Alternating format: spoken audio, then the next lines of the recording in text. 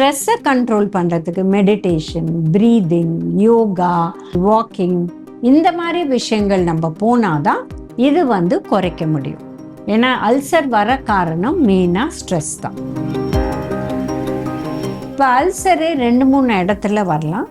வயத்தில் வரலாம், இல்லை first part of the small intestine டியோடனம்ங்கிற இடத்துல வரலாம், இல்லை சிறிய குடல், பெரிய குடல், எதில் வேணால் வரலாம். பட் ரொம்ப ரொம்ப மோசம், அவங்களால உணவே சாப்பிட முடியல அப்படின்னா இவங்க சூப்ஸில் ஆரம்பிக்கலாம். இப்போ பூஷ்ணிக்காய் சூப்பு இந்த மாதிரி விஷயங்கள்ல ஆரம்பிச்சுட்டு அதுக்கப்புறம் ஃப்ரைட் ஐட்டம் சாப்பிடக்கூடாது, காரம் சாப்பிடக்கூடாது, ரொம்ப புளி இருக்கிற ஐட்டம், காரக்குழம்பு அந்த மாதிரிலாம் சாப்பிடக்கூடாது. இது வந்துடுச்சுன்னா நம்ம அதை கண்ட்ரோல் பண்ணி சரி பண்ணிக்கணும். இல்லை அந்த அல்சர்ஸ் ரொம்ப வருஷம் இருந்தால் இது கேன்சராக கூட மாறி ப்ராப்ளம் வரக்கூடிய வாய்ப்பு இருக்கு.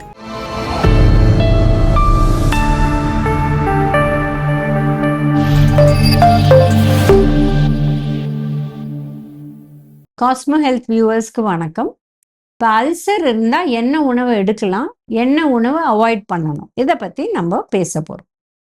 இப்போ அல்சர் ஏன் வருது, இது ஃபர்ஸ்ட் நம்ம பார்க்கணும். ஸ்ட்ரெஸ்ஸுனால தான் அல்சர் வருது. ஸோ ஸ்ட்ரெஸ்ஸை கண்ட்ரோல் பண்ணும், இது ரொம்ப ரொம்ப முக்கியமான கருத்து. உணவுலையும் நம்ம சொல்லுவோம், பட் மூல காரணம் ஸ்ட்ரெஸ். ஸோ ஸ்ட்ரெஸ்ஸை கண்ட்ரோல் பண்ணுறதுக்கு மெடிடேஷன், ப்ரீதிங், யோகா, வாக்கிங் இந்த மாதிரி விஷயங்கள் நம்ம போனாதான் இது குறைக்க முடியும். ஏன்னா அல்சர் வர காரணம் மெயினாக ஸ்ட்ரெஸ் தான். இப்போ அல்சர் வந்த அப்புறம் எப்படி என்ன உணவு சாப்பிடணும் அப்படின்னு பார்த்தீங்கன்னா, ரொம்ப சிவியராக இருக்கிற டைமில் நம்ம பிளாண்ட் டயட் தான் சாப்பிடணும்.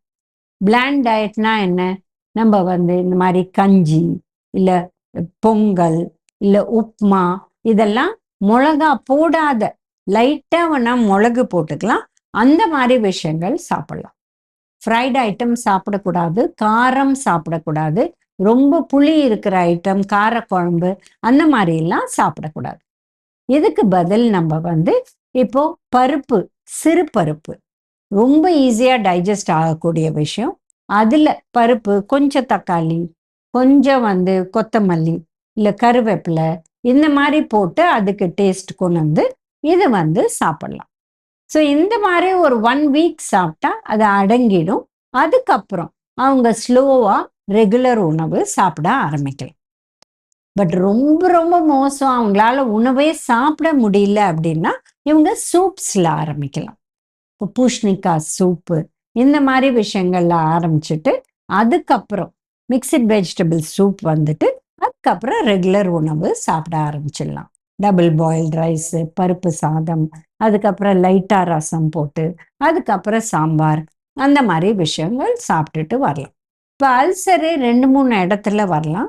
வயத்தில் வரலாம், இல்லை first part of the small intestine டியோடனம்ங்கிற இடத்துல வரலாம், இல்லை சிறிய குடல், பெரிய குடல், எதில் வேணால் வரலாம்.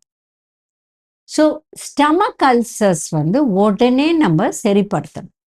ஏன்னா ஸ்டமக்கில் ஆசிட் சுரக்கக்கூடிய ஒரு விஷயம்.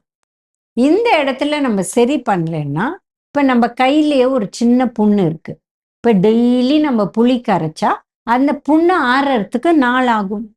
அதே மாதிரி ஸ்டமக்கில், நம்ம வயத்தில் ரெகுலராக ஆசிட் சுரக்கக்கூடிய ஒரு இடம். அதனால இதை கான்சென்ட்ரேட் பண்ணி நம்ம உடனே அதை சரி பண்ணணும். இதை சரி பண்ணாத விட்டுட்டிங்கன்னா இது ரொம்ப மோசமாகி அந்த ஸ்டமக்கில் ஒரு ஓட்டை கூட வரக்கூடிய ஒரு வாய்ப்பு இருக்கு. அதனால இதை தவிர்த்துடுங்க. முதல்ல அதை சரி பண்ணிட்டா ஈஸி ஆயிடும். அதே மாதிரி இந்த டியோடனம், அதாவது அந்த ஸ்டமக்கும் சிறிய குடலும் சேர்ற இடம் தான் டியோடனம். இதில் கூட அல்சர் வரும். இதில் அந்த அளவு ஆசிட் சுரக்கிறது இல்லை. ஸோ இது அதை விட ஈஸியாக வரும். பட் இந்த பெரிய குடல்ல அல்சர் வருது, இது பெரிய ப்ராப்ளம். இது அல்சரேட்டிவ் கொலைட்டிஸ்னே ஒரு டிசீஸ். இது ரொம்ப ஜாகிரதையாக இருக்கணும். இது ஸ்ட்ரெஸ்னால வருது. இது வந்துடுச்சுன்னா நம்ம அதை கண்ட்ரோல் பண்ணி சரி பண்ணிக்கணும். இல்லை அந்த அல்சர்ஸ் ரொம்ப வருஷம் இருந்தா இது வந்து கேன்சராக கூட மாறி ப்ராப்ளம் வரக்கூடிய வாய்ப்பு இருக்கு. ஸோ உணவில் என்னன்னா முதல்ல சிம்பிள் செமி சாலிட் டயட்டு ஒரு 2 வயசு குழந்தைக்கு எப்படி கொடுப்போம், காரம் இல்லாத எல்லாமே கஞ்சி ஃபார்ம் அந்த மாதிரி சாப்பிடலாம். பட் பால் தயிர் ஆட் பண்ணிக்கலாம். ஏன்னா ப்ரோட்டீன் ரொம்ப முக்கியம் இந்த அல்சர் ஹீல் ஆகிறதுக்கு. ஸோ இப்போ வந்து செமி சாலிட் ஃபுட்டில் ஆரம்பித்து அதுலேருந்து ரெகுலர் சாலிட் ஃபுட்டுக்கு மாறி, பட் அதில் நிறையா எண்ணெயோ புளியோ காரமோ சேர்க்கக்கூடாது.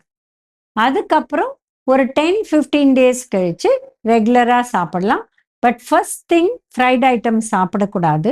அண்ட் ரொம்ப காரமான பிக்கில் லாவக்காய் வடுமாங்காய் இந்த மாதிரி விஷயங்கள் சாப்பிட வேண்டாம்.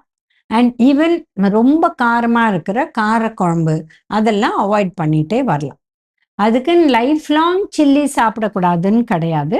இந்த அல்சர் ஹீல் ஆனோடனே ரெகுலராக உணவு எடுக்கலாம். இப்போ நிறைய பேர் நினைப்பாங்க காய் சாப்பிட்டா அதில் இருக்கிற ஃபைபர் வந்து அந்த ஊண்டை வந்து ஜாஸ்தியாக்கும். அந்த மாதிரி கிடையவே கிடையாது. இப்போ இந்த உணவு வந்து உடம்புக்குள்ளே போகிறச்சு நம்ம நிறைய ஜூஸஸ் சேருது, நம்மளோட டைஜஸ்டிவ் ஜூஸஸ் மியூக்கஸ் சேருது. அதனால அது வந்து அந்த புண்ணை வந்து ஒன்றுமே பண்ணாது. தாராளமாக காய் சாப்பிடலாம், சூப்ஸாக சாப்பிடலாம், பொரியலாக சாப்பிடலாம், கூட்டாக சாப்பிடலாம். பட் இந்த ஃப்ரைட் ஐட்டம்ஸ் வேண்டாம். ஃப்ரைட் ஐட்டம்ஸ் வந்து இன்னும் அசிடிட்டியை ஜாஸ்தி பண்ணி ப்ராப்ளம் வரும். இப்போ ரொம்ப ஏர்லி ஸ்டேஜஸில் அசிடிட்டி ஆரம்பிக்கிறச்சே நம்ம பூஷ்ணிக்காய் ஜூஸ் ஒரு 10 நாள் காலையில் ஃபர்ஸ்ட் திங் குடித்தா இது வந்து அந்த அசிடிட்டியை குறைச்சி நம்மளுக்கு அல்சர் போகாத அந்த லெவல் ஆகாத நம்ம தவிர்க்க முடியும். ஸோ இந்த மாதிரி நம்ம ஃபாலோ பண்ணிட்டு வந்தால் ஹெல்த்தியாக இருக்கலாம். ப்ளஸ் டீஸ்ட்ரெஸ் பண்ணணும். ப்ளஸ் வெயிட் ரொம்ப ஜாஸ்தி இருந்தால் அதை குறைக்கணும். இது ரொம்ப முக்கியமான கருத்து. அண்ட் அல்சரேட்டிவ் கொலைட்டிஸ் இருக்கிறவங்க இதை வந்து பிளாண்ட் டயட்டில் வச்சு அவங்க நிறைய மோர், தயிர், புளிச்ச மோர் இதெல்லாம் சாப்பிட்டு அவங்க பழைய சோறு இந்த மாதிரி ஃபெர்மெண்டட் ப்ராடக்ட்ஸ் இல்லை சிறுதானியத்தை பழைய சோறு மாதிரி பண்ணி ஓவர் நைட் புளிக்க வச்சு அதை சாப்பிட்டு சரி பண்ணிக்கலாம். பட் அது பெட்டராக சரி பண்ணணும். எந்த அளவு அல்சர் எந்த இடத்துல வந்தாலும் நம்ம உடனே அதை சரி பண்ணிட்டா இது ப்ராப்ளம் இல்லை. பட் இதை சரி பண்ணாத விட்டுட்டிங்கன்னா இது லைஃப் லாங் ப்ராப்ளம் கூட வரக்கூடிய வாய்ப்பு இருக்கு. ஸோ இப்போ அல்சர் வந்துடுச்சு அப்படின்னா என்னெல்லாம் உணவு சாப்பிடக்கூடாதுன்னு நம்ம பார்க்கலாம். ஃப்ரைட் ஐட்டம், ரொம்ப காரமான உணவு, பிக்கிள்ஸ், அப்புறம் இந்த காரக்குழம்பு, சாக்லேட்ஸ், ஐஸ்கிரீம்ஸ் இதெல்லாம் ஹெவி ஃபுட்ஸ், டைஜஸ்ட் ஆகிறது கஷ்டம். நிறைய பன்னீர் இதெல்லாம் சாப்பிட்டா அவங்களுக்கு டைஜஷனுக்கு நிறைய ஆசிட் சுரக்கும். இது அல்சரை ஜாஸ்தி பண்ணும். அதனால ஈஸிலி டைஜஸ்டபிள் ஃபுட் சாப்பிடணும். எதெல்லாம் சாப்பிடணும்? Semi solid food, bland food, காரம் இல்லாத பொங்கல், கிச்சடி, இட்லி, தோசை இந்த மாதிரி சாப்பிடலாம். சூப் சாப்பிடலாம், பொரியல், கூட்டு சாப்பிடலாம், தால் சாப்பிடலாம். சிறு பருப்பு ரொம்ப நல்லது. இதை வந்து லைட்டாக கொத்தமல்லி, கருவேப்பிலை, கொஞ்சம் ஜீரகம் இதெல்லாம் போட்டு வந்து ஃப்ளேவர் பண்ணி அந்த மாதிரி சாப்பிடலாம். ஸோ இந்த மாதிரி அவங்க மெயின்டைன் பண்ணால் ஹெல்த்தியாக இருக்கலாம். அல்சரோட ஹோம் ரெமெடிஸ் என்னெல்லாம் எடுத்துக்கலான்னு பார்த்தோம். அடுத்த வீடியோவில் சந்திக்கலாம்.